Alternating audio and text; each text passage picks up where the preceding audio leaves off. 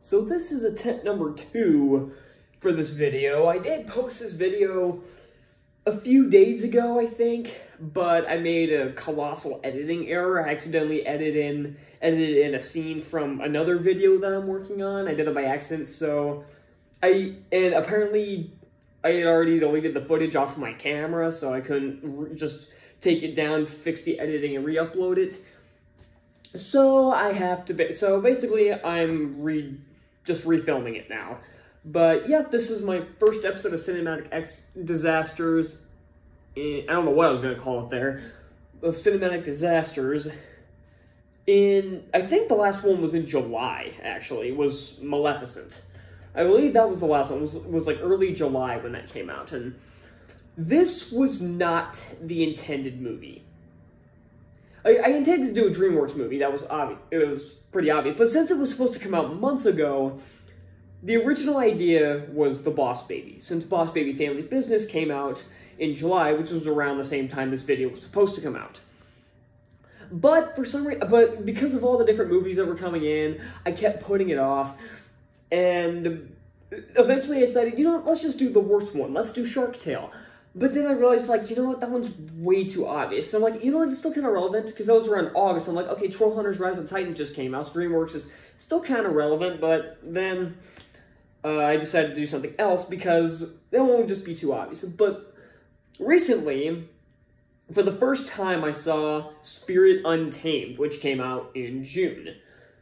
And I haven't seen the original Spirit in years. I own the DVD at home, which means I currently do not have it with me, so I may rewatch it when I go back for the holidays, but as of right now, I don't know what my actual thoughts are on the movie, so I don't remember liking it too much as a kid, but I've grown to appreciate other films I didn't like as a kid, so you never know. So my knowledge of the first movie is virtually non-existent. So I'm just going to be treating this film as a standalone. And I've seen people say that this is both a sequel. Some people say this is a sequel. Some people say this is a reboot. This is a sequel. Come on. But, so, because, yeah, this was not the intended movie, but then I just saw this a few days ago. I'm like, oh my god, this is terrible. And I'm like, you know what? I finally have something for my cinematic disaster since I had committed to doing a Dreamworks movie. Why not do this piece of crap? Since I didn't get to do a review of it back in June, because even I knew this was going to be bad, and I didn't want to see it in theaters. And at first I thought this was a Netflix movie, so I looked at Netflix. I'm like, oh, it's not here. Okay. I didn't realize this had gotten a theatrical release.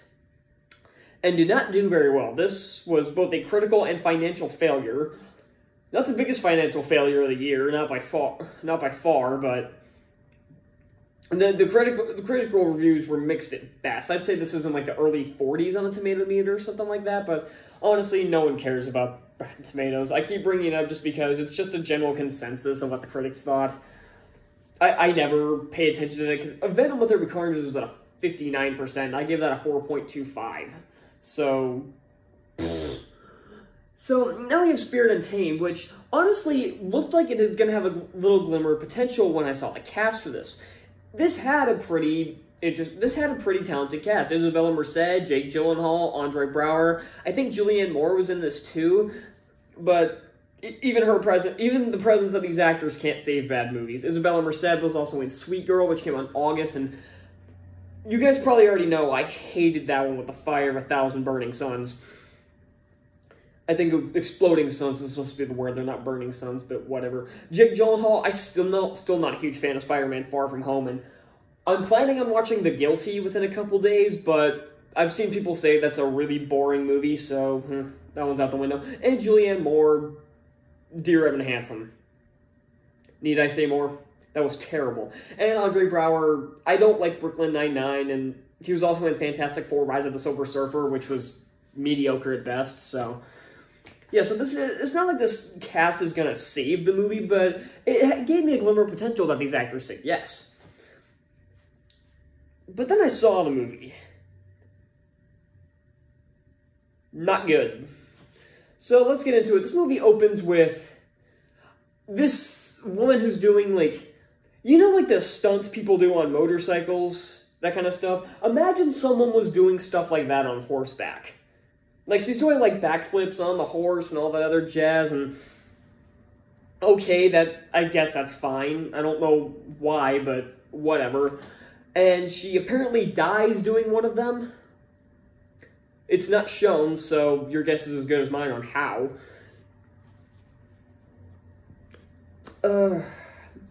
This is already stupid. 2 minutes in, it's already stupid.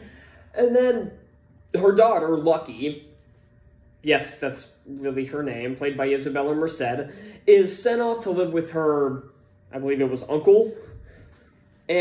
But after, years later, she does something stupid, of course, because she's, of course, the free spirit that nobody listens to. Yeah, they're doing that cliche.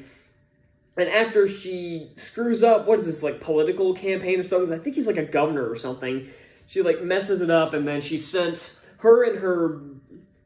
Julianne Moore's character, is she her aunt? I don't know. The connections aren't always made clear in this movie. Is sent to go live with her father, played by Jake Gyllenhaal. And this raises one important question. Why didn't she just live with him already? I know they try to make a point that he was too overcome by grief, so he sent his daughter away, but what a horrible father. I mean, I know in this movie they try to make him sympathetic, but that's such a horrible thing to do, especially when his daughter was like 2 at the time, if even. So why would you just send her away? Oh, because her mother died. There are a lot of people who have their spouses die, but they still keep their kids. God. But anyway, of course, she really wants nothing to do with him. And, of course, they're going to make up in the end. Fucking movie doesn't. And she, on the train, she meets this really huge, like, muscular guy named, was it Henry, I believe? And she also sees a group of wild horses behind him, and he basically keeps her from falling off the train. But the second you see this guy, he's gonna be the villain. He looks like a taller, more muscular version of Alameda Slim from Home on the Range. This entire movie feels, there are a lot of rip-offs of Home on the Range. Why on earth would you want to rip off one of Disney's worst films? I know there's the joke that Dreamworks has been ripping off Disney for years, ever since Ants in a Bug's Life, and they've done it multiple times. Like, you could make the argument that they did it with Shrek and Monsters, Inc.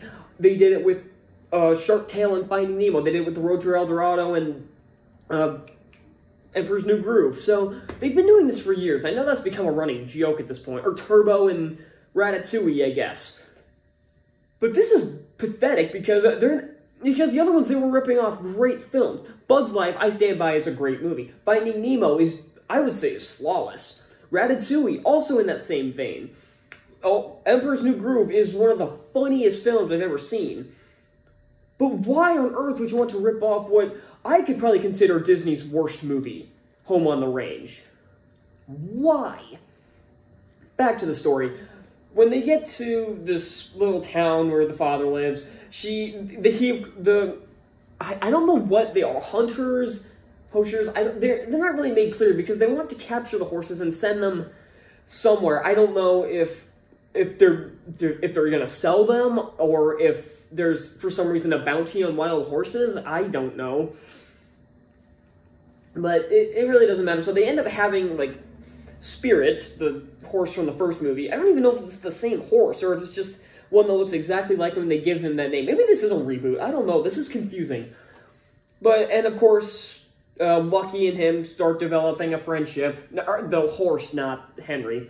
I swear that's the guy's name, but even if it's not, I'm just going to keep calling him that. And eventually him and all of his, like, buddies end up capturing all the wild horses, because there are, like, 24 of them, and all of them except for Spirit. And then Lucky gathers up her new friends who also have their own horses, and they ride off to save them, to get them off the train.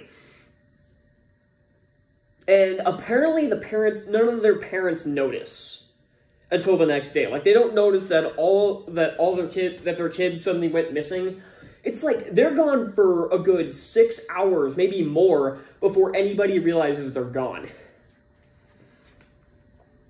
And and also a problem, how are these, like, three, like, I don't know how old they are, 15 or 16 at most, gonna go after and defeat all of these guys are, like, huge, muscular. They're all, like, 6.5 feet tall, and they're more muscular than The Rock. So how are they going to beat them? In a stupid way, but we'll get to that later.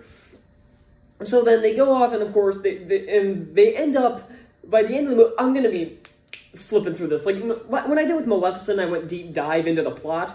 Like, I went detail by detail, but really nothing happens in this movie. So I'm going about this really quick. So I'm like, okay, I started at the beginning of the movie, like, 3 minutes ago, and I'm already getting near the end. But this is an hour and 26-minute movie or something like that, and not much happens. This was a really bland movie. So they try to cut them off at a checkpoint, but miss, because I guess the train arrived early and they weren't prepared for that. Because it never occurred to them to have one of them stay up as a watch in case it showed up early. Even I thought of that. I'm like, okay, the train's gonna arrive early. At least set up a watch or somebody to watch it to make sure everything was to plan. Nope.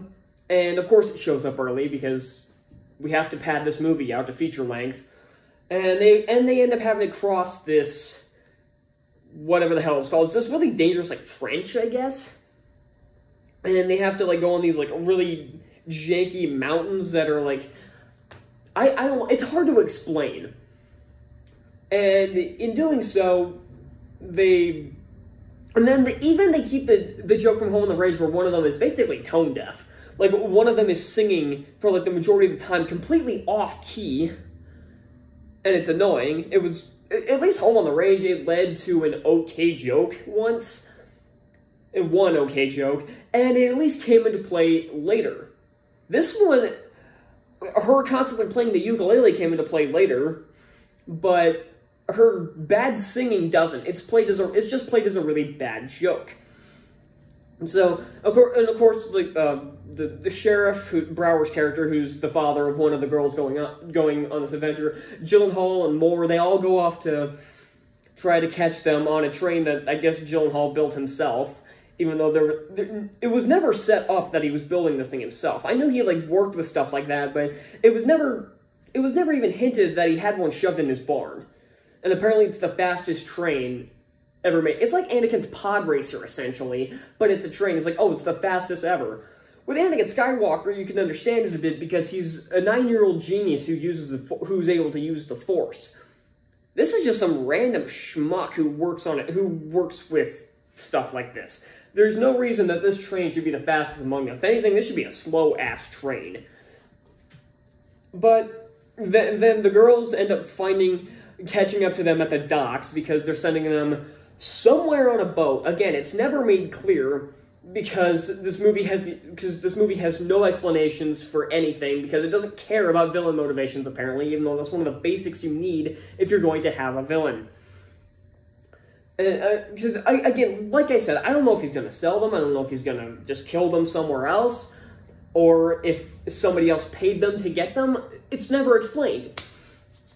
At least Alameda Slim, his motivations are said at least once. I know it was said at least once, but this movie just doesn't care.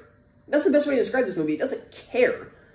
And of course they end up getting all the horses off in some stupid fashion with a really bad fight scene too, because these girls should not be able to kick the crap out of these.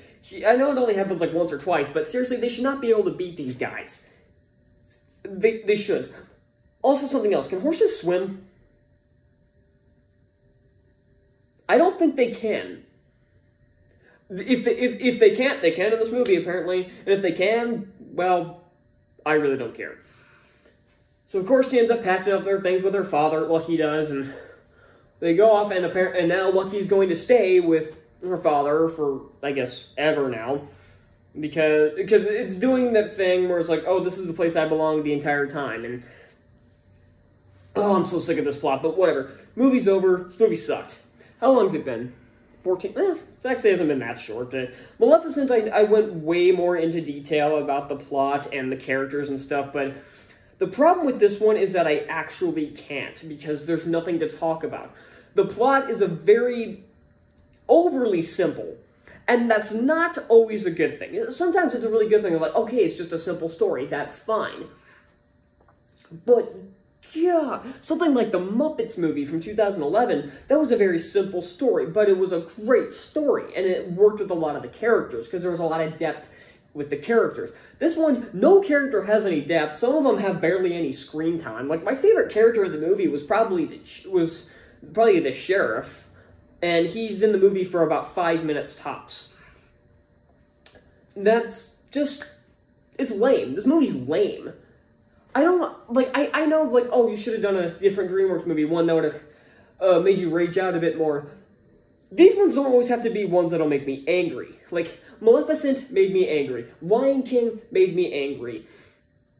Diary of Wimpy Kid 4 made me angry. This one didn't make me angry. It bored the living daylights out of me. And it was tedious, is also the problem. It was so overly tedious and so overly stupid that I just had to do this. I could have done Shark Tale, which would have sent me into a rage. I could have done Turbo. I could have done Shrek 4. I could have done so many other... I could have done worse movies. I could have, but this one's just overly stupid. And again, I don't know what I would think of the original Spirit now, but it has to be better than this. It has to be. So, yeah, that's all I got for... That's all I got for Spirit Untamed. I forgot what I was talking about for a second. Next time on Cinematic Disasters, we'll be jumping into the Muppets. One of their movies. So yeah, that's all I got for this. And if I haven't made myself clear already, right away from this piece of shit.